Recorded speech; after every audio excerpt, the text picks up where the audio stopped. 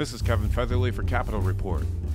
JetE CEO Gordon Ommen wants to make his company a global leader in the production of green jet and green diesel fuels.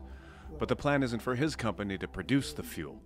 Instead, he wants to sell the necessary technology and equipment to farmers and processors so they can do it themselves. Ommen calls it a plan to democratize the production of high-energy liquid biofuel. We think as we move from a petroleum-based feedstock, oil, to bio-based feedstocks, the model's going to change.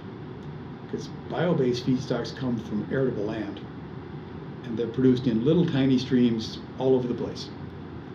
And taking the production, making it small, and moving it to where the feedstocks are,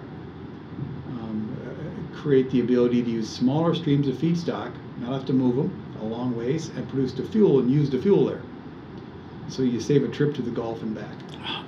If we're gonna want to move things that are heavy, or fly airplanes or military jets, we're going to need fuel. And I think we need to move towards 20% as a target. If we could get to 20% of our aviation fuel coming from renewables, and there are some aviation companies that have those kind of targets, and if we could get to 20% of our military fuel, which is all jet fuel, coming from renewables, those would be nice targets to set. Sure. Getting to a 20% level is a very ambitious goal. So right now, what you're doing is facilitating the production of this. You're not actually engaged in the actual production? Yeah, we're developing a modular biorefinery system that we believe will facilitate the distributed production of diesel and jet fuel, green diesel and jet fuel.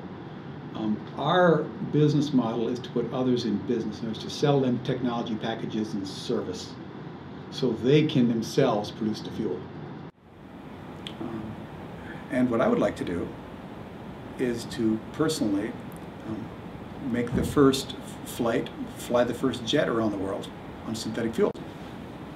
Whether or not we get in front of the curve, whether or not we pull the capital together, they're all questions.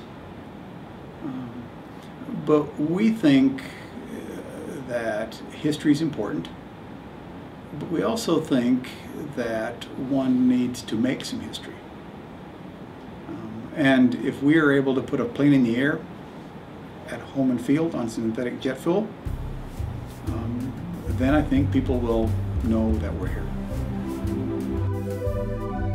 For Capital Report, I'm Kevin Featherly.